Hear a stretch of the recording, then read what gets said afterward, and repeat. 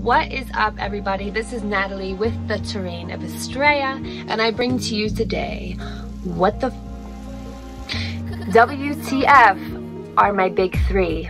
So this is something that I've been seeing. It's becoming more popularized, the big three. When people put up on Twitter or Instagram, you know, Sag Sun, Virgo Moon, Scorpio Ascendant. So just as it sounds, those are the big three. But the question is, what power do they actually hold? What are they representing in your life? How are those the three components that make you? The big three is referring to the three most popularized ideas now in modern astrology, which is the sun sign, the moon sign, and the rising sign. Think of these things as like ingredients. So if you could have 3 ingredients in one particular dish, it's going to change whether or not you change all of the ingredients or just a single one. So the sun sign is very easy to understand, and you don't even need to have a birth chart to know your sun sign. You just need to know the day that you were born, not even the time, because the sun sign is significant of how the sun transits around the chart, and the sun will transit a zodiac sign 30 degrees. Okay, each zodiac sign contains 30 degrees, which makes 360 with all 12 zodiac signs. So that sun is transiting in one of those 30 degrees when in a specific season. Now, if you don't know your seasons, I'll put them up here, Aries, all the way down to Pisces, and you can see the exact time to when they begin and when they end. Now, we know that the sun does not actually move. It is stationary in the center of our solar system, but from the perspective of a geocentric chart, and that is how we view the natal chart, when we rotate, it looks as if the sun is moving, hence why we have the different seasons. And if you live in a place that is relatively normal in terms of the 4 seasons, then you can attribute the zodiac signs to the seasons as well, because Aries is normally thought as the beginning of spring, Cancer the beginning of summer, Libra the beginning of autumn and fall, and then Capricorn the beginning of December. And it's interesting because all of these seasons also start on the 21st, which is the changeover. A lot of things in astrology correspond to what we see and what we observe. So the sun is the brightest star in our solar system, and quite literally it means our life vitality, it means our soul, it's sort of the mental perception of what we experience in the universe. It is the scope in which we see life through, and there is absolutely a reason why you were given this sun sign, and that corresponds to your last lifetime, which I don't know much about, but we could explore together. Now, when looking at the chart, we can easily determine if we were born during the day, having a diurnal chart, or born at night, having a nocturnal chart. If the sun lands above that horizon line that I talked about in my last video, when you look at your chart, if it lands above that horizon line, anywhere on that semicircle, you were born during the day. Now, if that sun is below the horizon line, you are born at night. Now, already we have an indication of sort of the condition in which your soul is entering Earth in. Are you a day child or a night child? And this can really contribute to some of sort of like the whisper details of the personality. Some people born in the day can be more inclined to be extroverted, while being born at night, you could be more inclined to be introverted. I think all of us can intuitively feel sort of a vibe that goes on. There's a vibe of the daytime, and there's absolutely a vibe at the nighttime. There's no mistake that certain people, they choose to work during the day. That's just how they function better. Whereas some people, they choose to work at night. There are energies within these times of day, and these are the energies that will begin to sculpt and mold you even just coming into this world. Are you born day or night?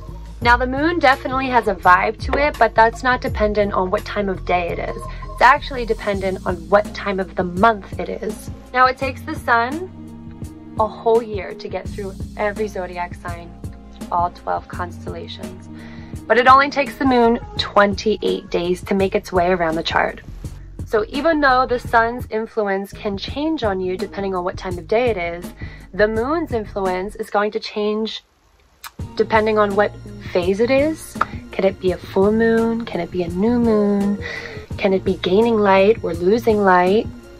These all have significations to them. So the moon is always changing. It spends roughly about 2.5 days in each sign. So it really is blazing through the chart constantly. And since the moon is the closest planetary being that we have, closest to the Earth, the moon being actually made of something physical as opposed to the sun, which is fire and energy and light, the moon represents our physical bodies, our physical world, whereas the light is representing that soul that we have, the metaphysical world, life vitality, the force that's within us. They don't work separately, they work hand in hand, just like the left brain and the right brain. The more practical side of the brain, the more logical side of the brain versus the more abstract and creative side of the brain. Also, yin and yang. The sun representing sort of a masculine energy, while the moon is representing that receptive energy. And just to remind you, the moon orbits Earth. The moon's main focus is Earth. And the moon is the light receptor for the sun. Now, Wtf Valens, who is one of our most loved ancient astrologers, he says, and he makes the claim that the moon, it possesses borrowed light from the sun. And so if we can think about it symbolically, if our moon is the body and the sun is sort of the source, the all-being, the one eye, right? Then essentially when we come into being, our bodies are borrowing that light from the source in becoming one body and one soul, one biography of the whole. The sun is indicative of our inherent knowledge of what our soul is here to do, our destiny. And the moon is the device in which we process that information and live with it. Let it live in our bodies, and how we let it live in our bodies. Sun and the moon's moment of actualization is the rising sign, is when we actually enter this physical world, that moment. This is the energy of the captain of your ship who is driving this boat. It is most definitely a more accurate description than your sun and your moon sign.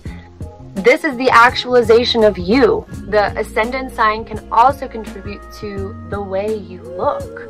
And it can also contribute to your just natural behaviors. There's a reason why some infants are more aggressive than others and other infants are more soft and shy. These things, we could argue nature versus nurture, but I just believe that the inherent energies of your ascendant sign will play a role from the beginning of your life. Now, the rising sign is very specific to your time of birth, because the chart is constantly moving depending on which time you're born at. So there could be 10 different people born on January 1st.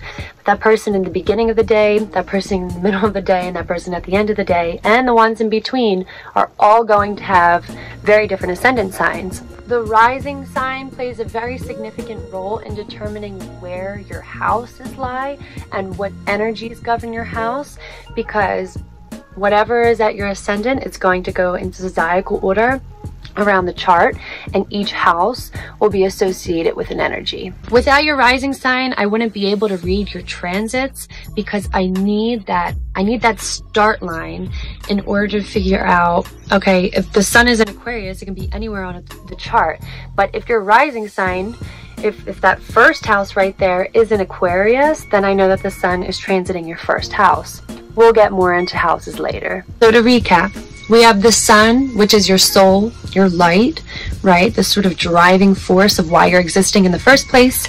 You have your moon sign, which is representative of how we materialize on the physical earth, right? What is the shadow of that light?